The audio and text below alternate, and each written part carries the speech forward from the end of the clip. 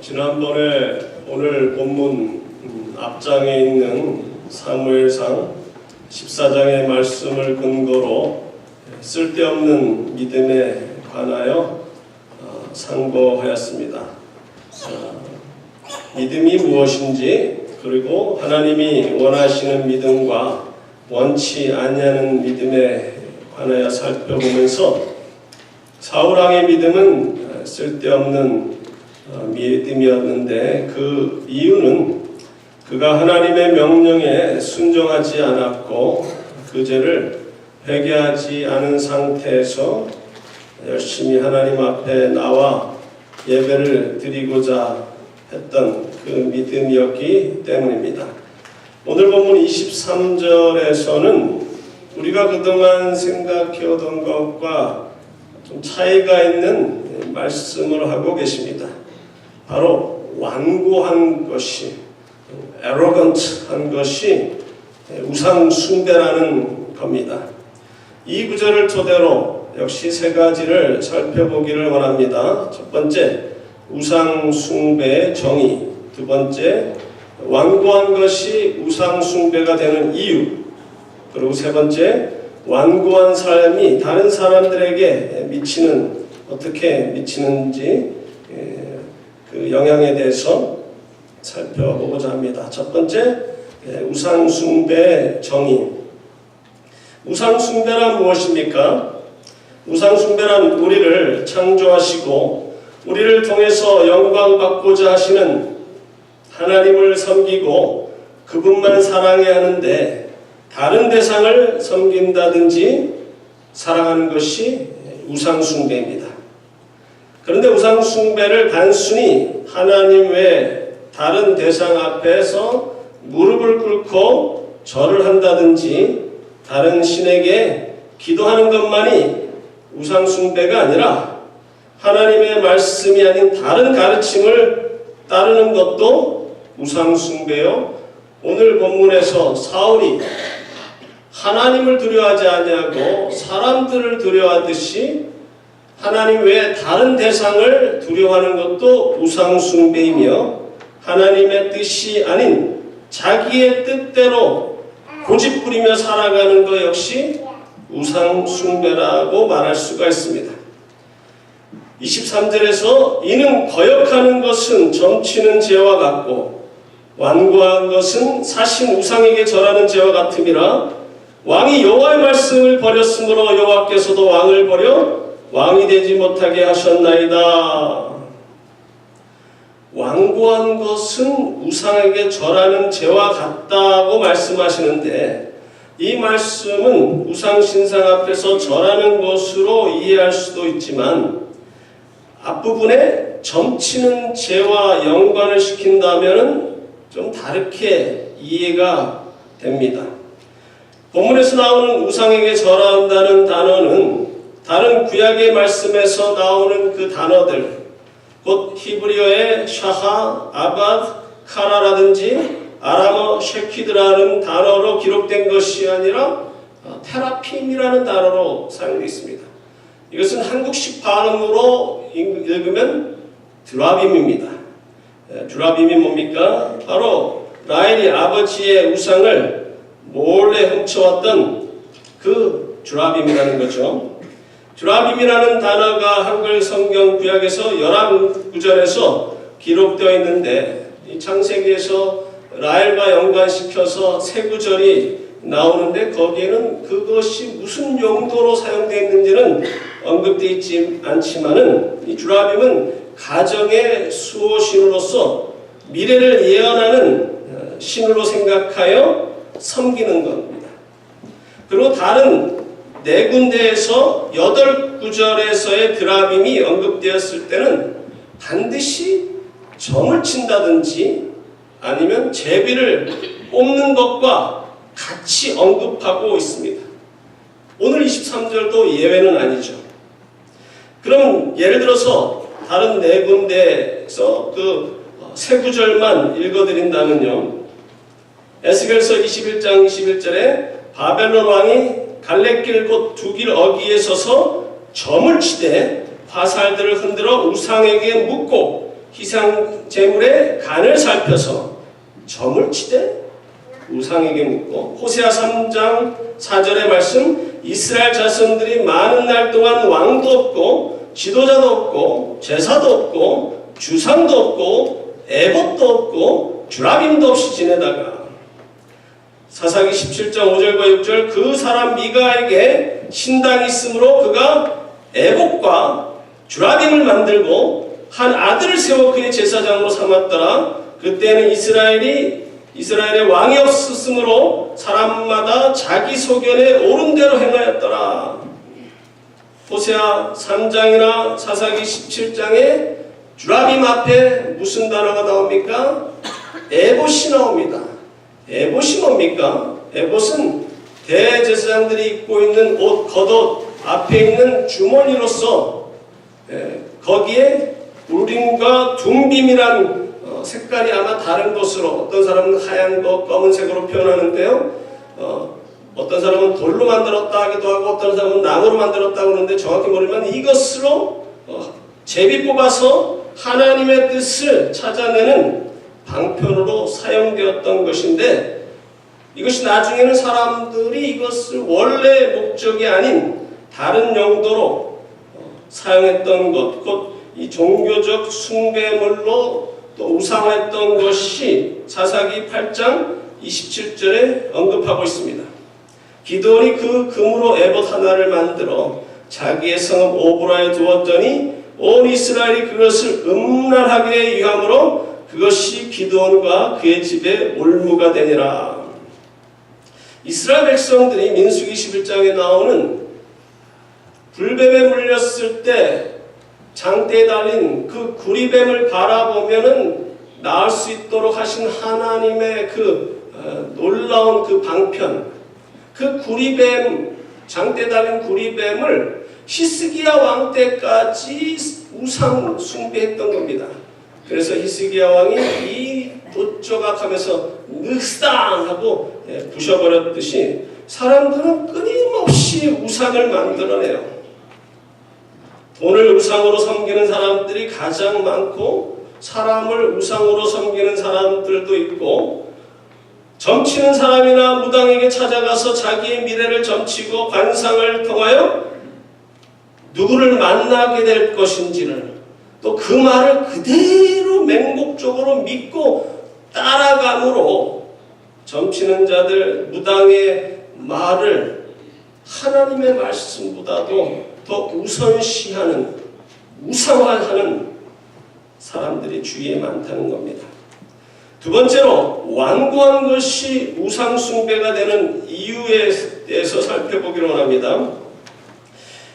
요즘 사람들과의 관계에서 가장 자주 언급하고 강조되는 말이 소통이라는 말입니다. 모든 관계에서 소통이 아주 중요해요. 대통령과 국민이 소통이 잘 되어야 바른 정치를 할 수가 있고, 인플로이어와 인플로이와의 관계가 소통이 잘 돼야 그 회사나 가게가 잘 번창할 수가 있고요.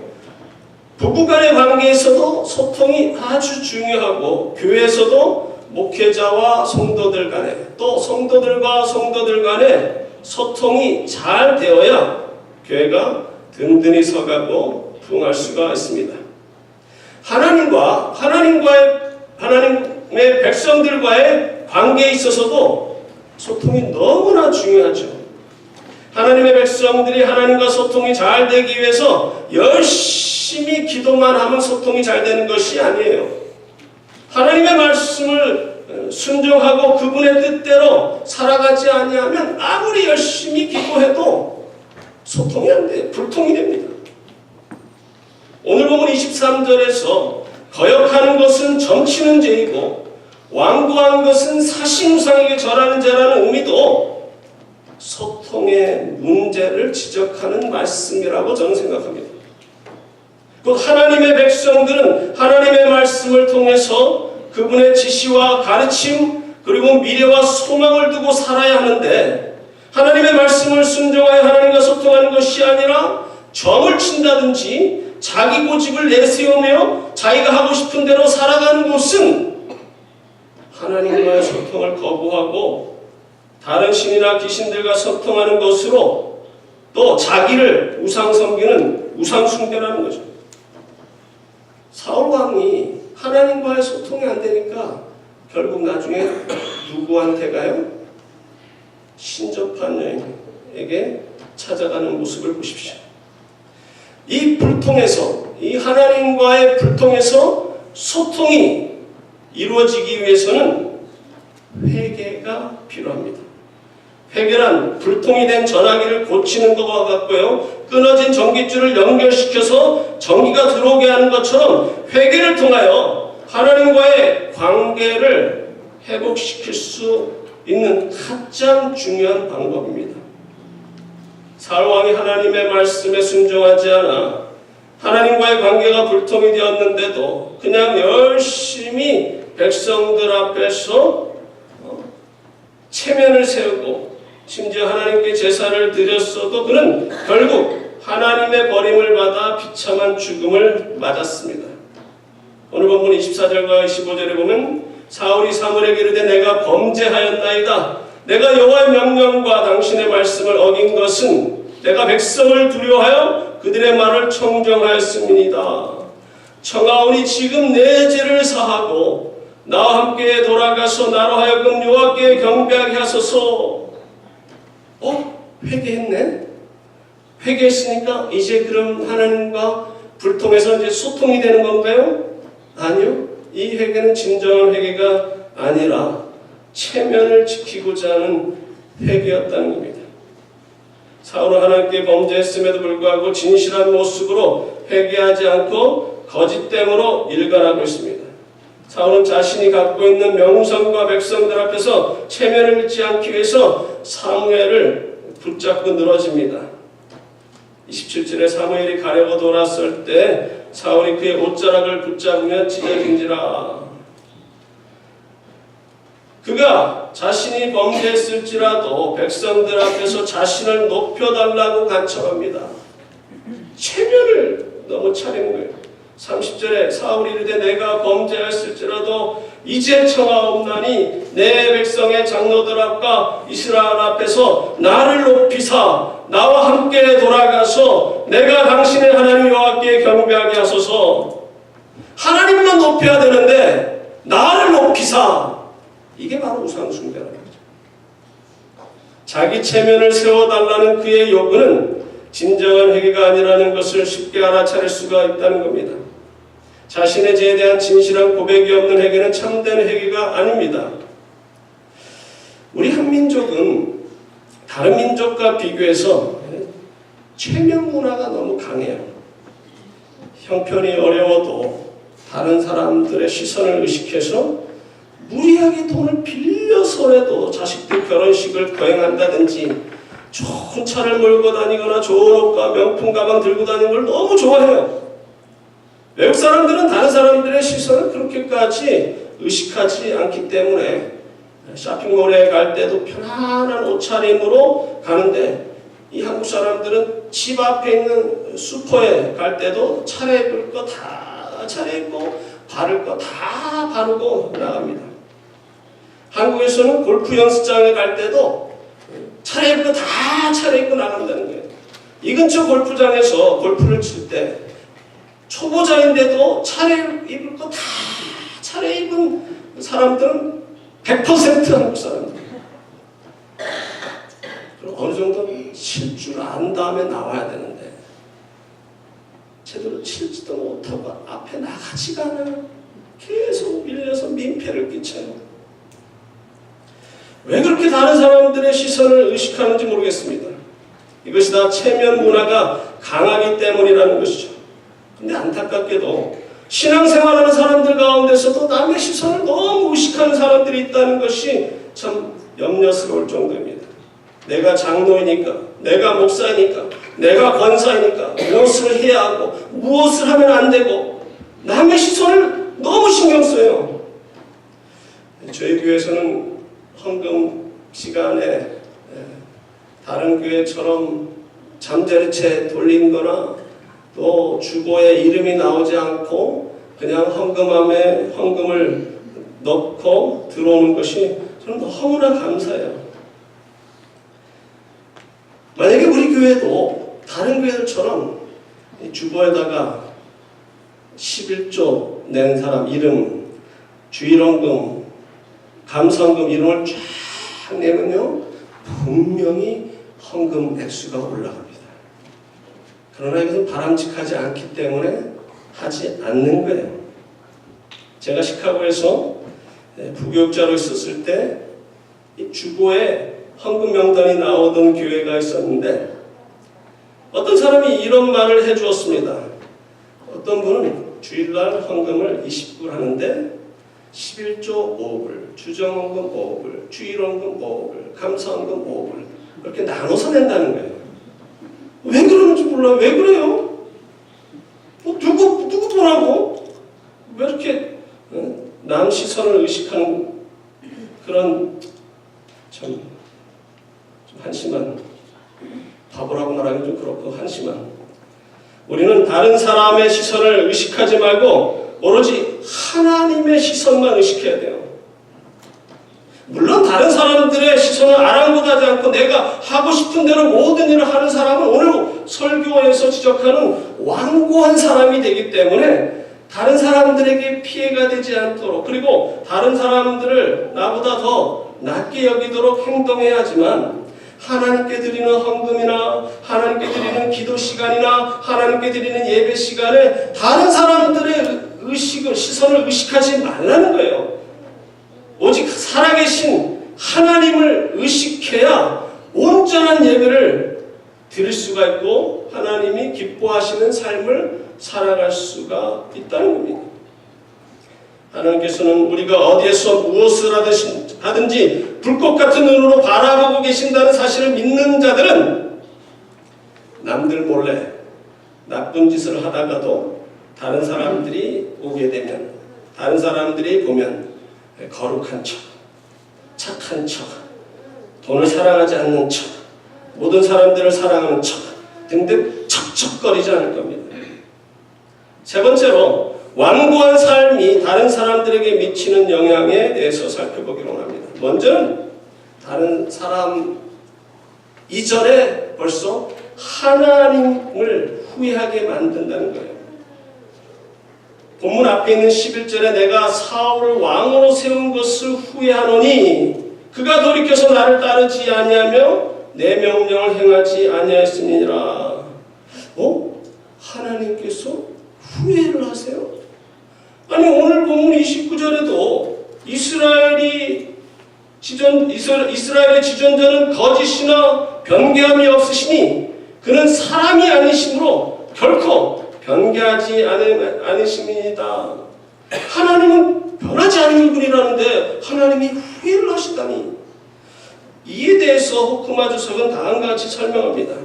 하나님께서 후회하신다. 니햄이라는 그 단어, 이것은 성경의 수많은 예들 중에 하나이며 하나님은 인간적인 의미에서 후회하신다는 것은 아닙니다. 그는 사람이 아니심으로 결코 변개치 아니하시지만 변화무쌍한 우리의 관점에서 보면 하나님은 변화하는 우리의 삶의 상황들에 영향을 미치는 식으로 우리를 다스리십니다. 하나님은 우리의 삶을 명하시고 인간적인 동요를 통해서 자신의 주권적이고 불변적인 뜻을 수행하십니다. 여러분들 무슨 말인지 이해가 돼요?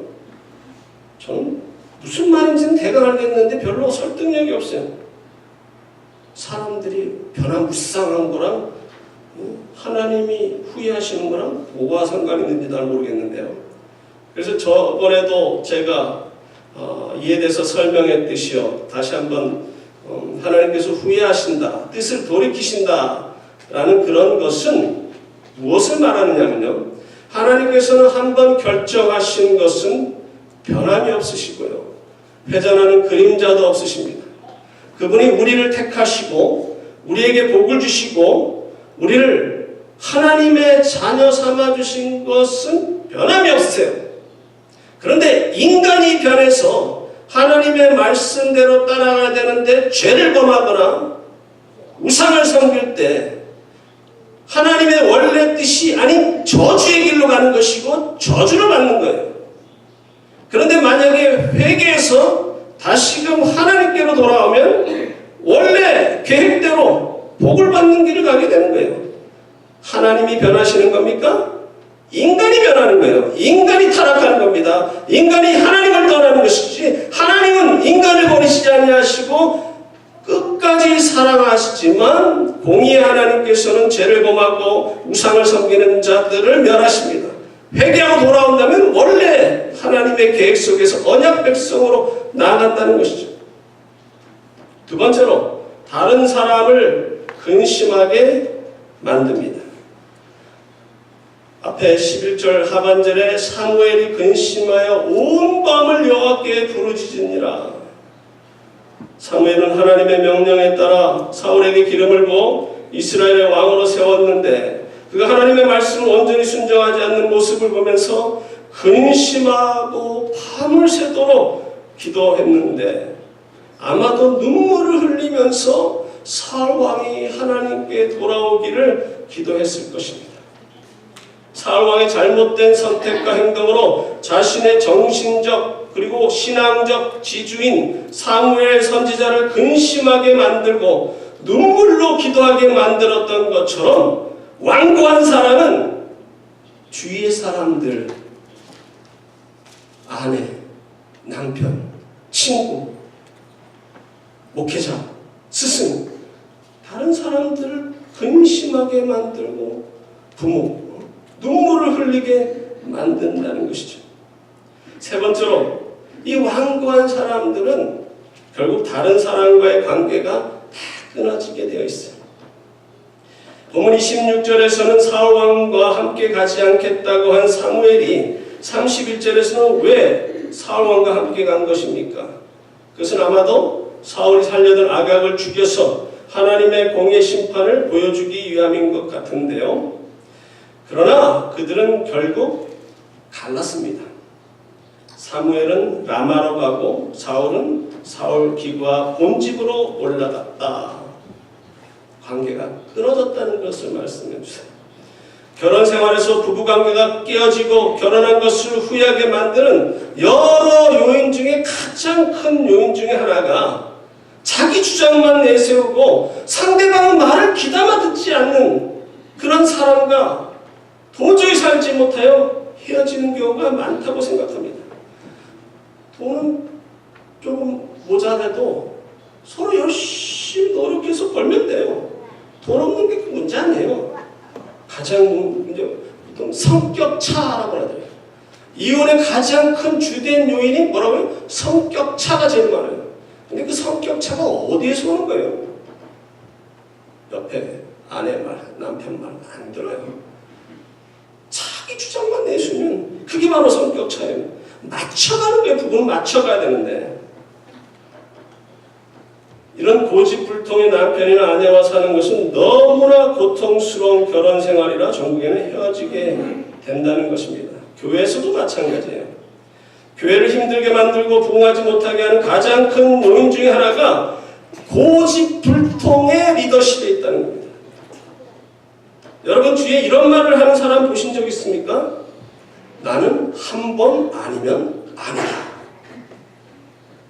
그렇게 말하는 사람들은 자기는 지조가 있는 사람이요, 변함이 없는 사람이며 초지일관 옳은 행동을 하는 사람인 양 자랑하듯이 말하는데요. 이것은 참 위험한 발상입니다. 위험한 말이에요. 이런 사람들은 대인관계에 있어서 다른 사람들과 원만한 관계를 갖기가 어렵고 교회 생활에 있어서 교회를 힘들게 만들 가능성이 아주 너무한 사람들입니다. 자신도 인간인지라 실수할 수 있고 생각을 잘못할 수도 있기에 항상 자신을 점검하고 혹시라도 잘못 생각하고 잘못 행동했으면 고치도록 노력해야 하는데 지가 무슨 하나님입니까? 한 번 결정한 것은 변함이 없다. 한 번 아니면 아니라. 이것은 교만이요, 쓸데없는 고집일 뿐만 아니라 자기가 하나님 자리에 앉겠다는 것이요, 자기의 주장만 전적으로 신뢰하는 우상숭배이며 교회를 어지럽히는 자들이며 모든 관계를 끊어버리는 사람들입니다. 사람들 가운데서 이렇게 주장을 할 겁니다. 나는 무엇을 결정할 때 하나님 앞에 오랫동안 기도한 후 심사숙고해서 결정한 것이기 때문에 초질관 밀고 나가는 것인데, 그것이 무슨 아주 못된 위험한 거라고 왜 그렇게 말하느냐 기분 나빠할 사람도 있을 텐데요. 그렇지만 위험한 발상이에요. 이런 위험한 생각을 제일 많이 하는 사람이 누구입니까? 교회에서? 목사들이죠.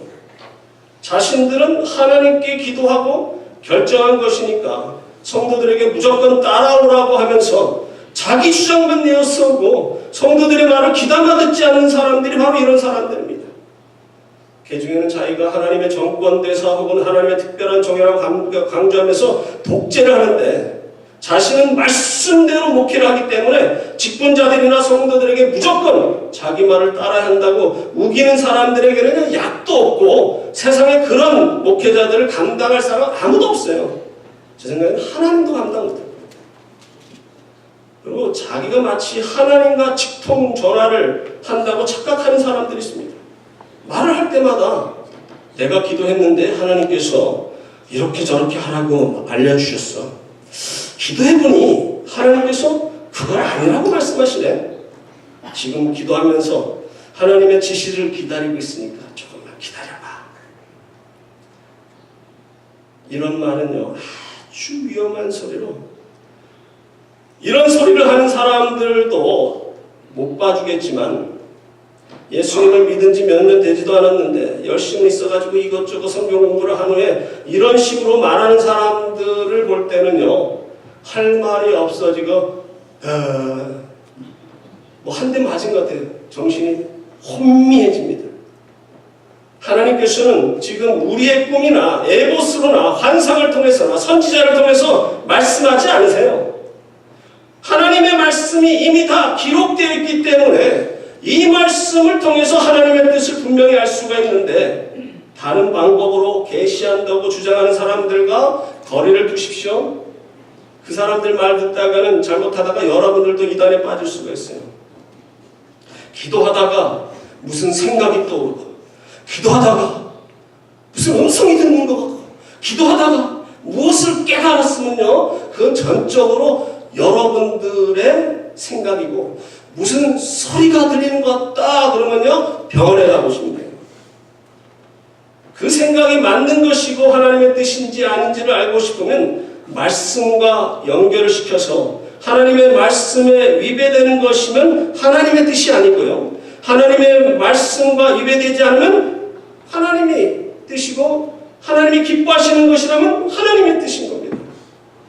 그런데 그 생각이 하나님의 말씀에 위배되지 않아도요, 그 결정과 그 생각과 그 행동이 다른 사람을 불쾌하게 만든다든지 교회 질서를 어지럽힌다 그러면, 하나가 되는데 도움이 안 되면 하나님의 뜻이라고 생각해도 하지 마세요. 신앙생활은 혼자서 하는 것이 아니라 함께 하나님께 예배를 드리고 함께 주님의 사역을 감당하는 거예요. 제가 누차 말씀하지 않았습니까? 너희 몸을 하나님이 기뻐하시는 거룩한 산제사로 드리라는 말씀에 이 몸이라는 건 단수가 아니라 복수라고요. 너희 몸들을 하나님이 기뻐하시는 거룩한 산제사로 드려라. 이것이 바로 영적 예배라는 거죠. 혼자의 생각과 주장을 하면서 신앙생활하는 것은 참으로 어리석은 행동이요, 절대로 하나님이 기뻐하시는 예배가 될 수가 없어요. 교회를 이끌어 나가는 교회 리더들이 지혜롭지 못하게 일을 처리하고 결정할 때도 있습니다. 그러나 교회는요, 다수결의의 원칙에 따라 다수가 결정하는 것을 따라가야 돼요. 그 결정이 마음에 들지 않아도 교회 질서를 위해 따라가야 됩니다. 심지어는 하나님의 말씀, 사실 그 말씀이 이렇게도 해석되고 저렇게도 해석될 수 있는데 이것이 맞다 그러면서 저 리더들이 엉뚱한 결정을 했다고 해가지고요, 잘못했다고 그거 큰 소리 치는 사람들, 교회 질서를 파괴하는 사람이요, 완고한 사람입니다. 22절의 말씀을 읽고 결론을 맺을까 합니다. 사무엘이 이르되 여호와께서 번제와 다른 제사를 그의 목소리를 청종하는 것을 좋아하심같이 좋아하시겠나이까? 순종이 제사보다 낫고 듣는 것이 수양의 기름보다 나으니 하나님의 말씀에 순종하며 살아가는 것이 열심히 예배를 드리는 것보다 낫고 하나님 말씀대로 살아가는 것이 바로 하나님이 원하시는 영적 예배입니다. 하나님께서는 구약에서 하나님의 말씀을 잘 듣지 않는 이스라엘 백성들, 곧 완고한 자들을 영어로 어떻게 부르셨습니까? Stiff-necked people이라고 표현했어요. 목이 곧은 백성이라는 거죠. 목이 곧다라는 것은 완고하다는 것이고요, 교만하다는 겁니다. 영어 성경에서 arrogant한 단어를 한글 성경에서는 대부분이 교만한로 주로 번역했는데 이거 맞는 번역이에요. 완고한 사람들, 자기 주장만 옳다고 주장하는 사람들, 교만한 거예요. 교만한 사람입니다. 하나님께서는 우상 숭배를 가장 싫어하시듯이 교만하고 완고한 자들을 싫어하시고 물리치시며 겸손하게 하나님의 말씀을 듣고 말씀대로 살아가는 자들을 사랑하시고 복을 주시고 영원한 나라에 인도하십니다. 사람들이 하나님을 섬기지 않고 자기의 미래와 소망을 자기 자신에게 맡기고 또 어떤 무당에게 맡기고 정치는 사람한테 맡기면서 하나님의 말씀보다 자기 생각을, 그들의 정치는 또 이상한 소리를 더 의지한다면은 그것이 바로 우상숭배라는 거죠. 그렇게 우상숭배하는 자들은 결국에는 멸망하게 된다는 겁니다. 우리는 오로지 우리를 창조하시고 우리를 변함없이 사랑하시는 하나님만 섬기며 그분의 시선만 염두에 둬야 돼요.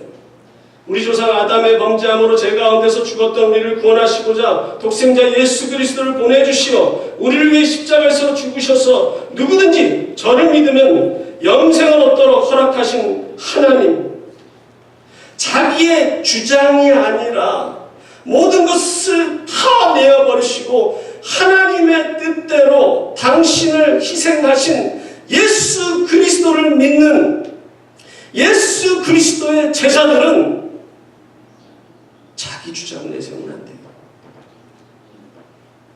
뭐든지 겸손히 그 말씀에 순종해서 함께 주님의 몸된 교회를 이룬 형제 자매와 함께 사랑을 나누며 함께 하나님께 예배드림으로 하나님이 기뻐하시는 거룩한 산 제사를 드림으로 우리 다 같이 영원한 하나님의 나라에 함께 들어가기를 간절히 소망합니다. 같이 기도하시겠습니다. 고마우신 하나님 아버지,